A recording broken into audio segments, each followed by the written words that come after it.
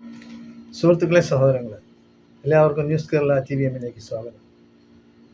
അപ്പോൾ ലേറ്റസ്റ്റ് വിശേഷം എന്ന് പറയുന്നത് ബംഗ്ലാദേശിലെ ഇലക്ഷനുമായിട്ട് ബന്ധപ്പെട്ടത്. അവിടെ 300 സീറ്റുള്ള പാർലമെന്റിലേക്ക് ഇന്നലെ നടന്ന തെരഞ്ഞെടുപ്പ്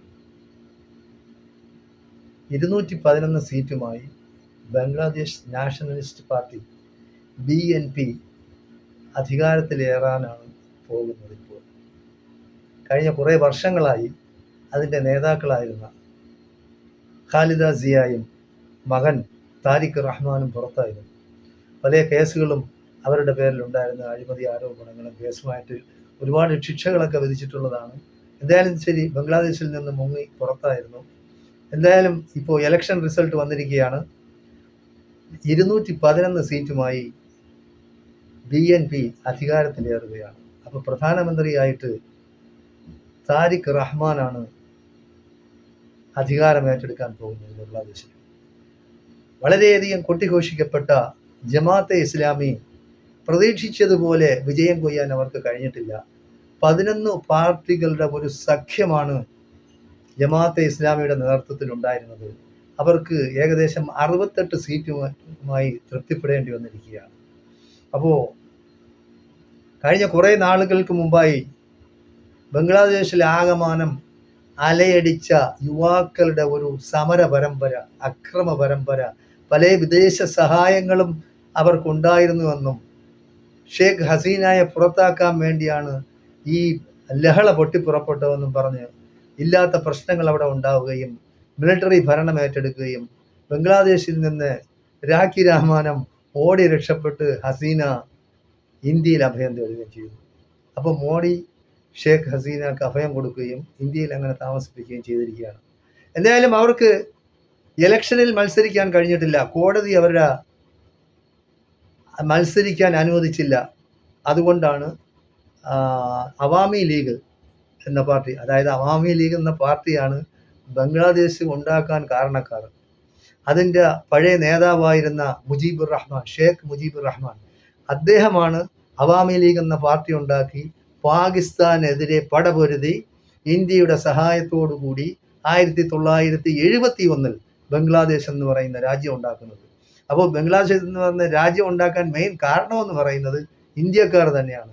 ഇന്ത്യയാണ് ബംഗ്ലാദേശ് എന്ന് പറഞ്ഞ രാജ്യം ഉണ്ടാക്കി കൊടുത്തത്. പക്ഷേ ഇപ്പോൾ വിജയിച്ചിരിക്കുന്ന ഖാലിദ സിയയും അവരുടെ മകൻ താരിഖ് റഹ്മാനും എല്ലാം ഇന്ത്യക്കെതിരാണ്.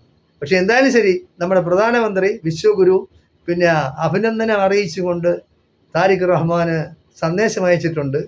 അപ്പോൾ ഇന്ത്യയെല്ലാം പ്രതീക്ഷിച്ചിരുന്നത് അവിടെ ജമാഅത്തെ ഇസ്ലാമി ഭരണം പിടിക്കുമെന്നും അത് പിന്നെ എന്താണ് ഭീകര സംഘടനയാണ്, അങ്ങനെയാണ് ഇങ്ങനെയാണ്, അവർ അധികാരം പിടിക്കും, അവിടെ പ്രശ്നങ്ങളാണ് എന്നൊക്കെ കണക്കാക്കി ഇവിടെ വലിയ പ്രചാരണങ്ങളും വർഗീയ പാർട്ടികളും ഇവിടെയുള്ള കുറേ സോഷ്യൽ മീഡിയകളും ഒക്കെ പ്രചരിപ്പിച്ചിരുന്നു.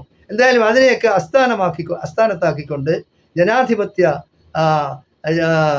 മതേതരത്വ പാർട്ടിയായ BNP, ബംഗ്ലാദേശ് നാഷണലിസ്റ്റ് പാർട്ടിയാണ്. അപ്പോൾ അത് അധികാരത്തിൽ കയറാൻ പോവുകയാണ് ഇപ്പോൾ. എന്തായാലും ശരി, വളരെയധികം പിന്നെ ഘോഷയാത്രകളും ആഹ്ലാദ പ്രകടനങ്ങളും അങ്ങനെ ബംഗ്ലാദേശികളിലൊക്കെ ഉണ്ട്. അതിൻ്റെ പ്രതിധ്വനി എന്നോണം ഇവിടെ ഗൾഫ് രാജ്യങ്ങളിലും ഉണ്ട്. ഗൾഫ് രാജ്യങ്ങളിൽ നമ്മൾ കാണുന്ന ബംഗ്ലാദേശികളിൽ 100 പേരെ നമ്മൾ കണ്ടു കഴിഞ്ഞാൽ 75% പേരും BNP-ക്കാരാണ്. അവർ ഇന്ത്യക്ക് ഒരു വിധത്തിൽ അല്ലെങ്കിൽ വേറൊരു വിധത്തിൽ എതിരുമാണ്. എന്തായാലും ശരി, പക്ഷേ അവാമി ലീഗ് എന്ന് പറയുന്നത് എപ്പോഴും അവാമി ലീഗിൻ്റെ ഏതൊരു പ്രവർത്തനം എടുത്ത് ചോദിച്ചാലും ഇന്ത്യയായിട്ട് വലിയ സൗഹൃദമാണ്. അപ്പോൾ അങ്ങനെയാണ്. അപ്പോൾ ബംഗ്ലാദേശിൻ്റെ രാഷ്ട്രപിതാവായിരുന്ന ഷേഖ് മുജീബുർ റഹ്മാനെ അസ്ഥാനത്താക്കി ആ പാർട്ടിയെ തന്നെ ഇല്ലാതാക്കിക്കൊണ്ടാണ് ഇപ്പോൾ BNP അധികാരത്തിൽ കയറിയിരിക്കുന്നത്. എപ്പോഴും അവർ പിന്നെ BNP-യും അവാമി ലീഗും തന്നെയാണ് അവിടുത്തെ ഇലക്ഷനിൽ ഏറ്റുമുട്ടുന്ന 2 ശത്രുക്കൾ എന്ന് പറയുന്നത്. അപ്പോൾ BNP അധികാരത്തിൽ കയറുമ്പോൾ ഈ അവാമി ലീഗിനെ അടിച്ചമർത്തും, അവാമി ലീഗ് അധികാരത്തിൽ കയറുമ്പോൾ BNP അടിച്ചമർത്തും. അങ്ങനെയാണ് ബംഗ്ലാദേശിൽ ഇതുവരെ പൊയ്ക്കൊണ്ടിരുന്നത്. എന്തായാലും ശരി, ഇതിൻ്റെ ഇടയിലാണ് പിന്നെ അവിടെ വിദ്യാർത്ഥി പ്രക്ഷോഭം, യുവാക്കളുടെ പ്രക്ഷോഭം ഉണ്ടാകുകയും പിന്നെ നമ്മുടെ യൂനിസ് എന്ന് പറയുന്ന ഒരു പിന്നെ മധ്യസ്ഥൻ അവിടെ അധികാരം ഏറ്റെടുക്കുകയും ഇപ്പോൾ അദ്ദേഹം തന്നെയാണ് ഭരിച്ചുകൊണ്ടിരിക്കുന്നത്. എന്തായാലും ഒരു ജനാധിപത്യ സംവിധാനം അനുസരിച്ച് ഒരു തിരഞ്ഞെടുപ്പ് നടക്കുകയും അതിൽ അധികാരത്തിൽ കയറുകയും ചെയ്യുന്ന നമ്മുടെ അയൽ രാജ്യങ്ങളിൽ നമുക്ക് നല്ലതാണ്. ജനാധിപത്യം കാത്തുരക്ഷിക്കാൻ വേണ്ടി, മതേതരത്വം കാത്തുരക്ഷിക്കാൻ വേണ്ടി ജനങ്ങൾ ഏതറ്റം പോകും എന്നുള്ളതിന് ഏറ്റവും വലിയ തെളിവാണ് ഇപ്പോൾ ബംഗ്ലാദേശിൽ നടന്ന ഇലക്ഷൻ എന്ന് പറയുന്നത്. അതായത് ബംഗ്ലാദേശിൽ നടന്ന ഈ തെരഞ്ഞെടുപ്പ് എന്ന് പറഞ്ഞാൽ, ബംഗ്ലാദേശ് 1971 ഉണ്ടായതിനു ശേഷം 13ാമത്തെ തെരഞ്ഞെടുപ്പാണ് ഇപ്പോൾ നടന്നത്. 13ാമത്തെ തെരഞ്ഞെടുപ്പ്. അപ്പോൾ ഈ ഖാലിദ സിയയുടെ ഭർത്താവ് എന്ന് പറയുന്ന പഴയ പട്ടാളക്കാരനാണ്, മിലിറ്ററി ജൂണ്ടയായിരുന്നു. അദ്ദേഹം കുറെ നാൾ മിലിറ്ററി ഭരണം നടത്തിയിരുന്നു.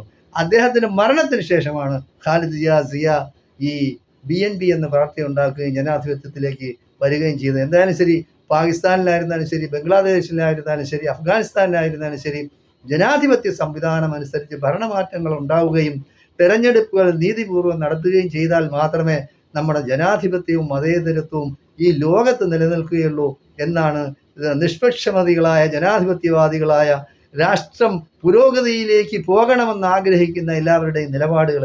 എന്തായാലും ശരി, 299 സീറ്റിലേക്കാണ് ഇലക്ഷൻ. മൊത്തം പാർലമെന്റിലെ സീറ്റുകൾ എന്ന് പറഞ്ഞാൽ 300ആണ്. അതിൽ 299 സീറ്റിലേക്കാണ് ഇപ്പോൾ തെരഞ്ഞെടുപ്പ് നടന്നത്.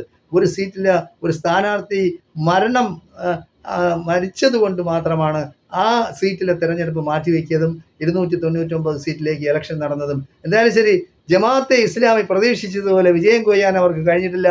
അതിലെല്ലാവരും സന്തോഷിക്കുകയാണ് വേണ്ടത്.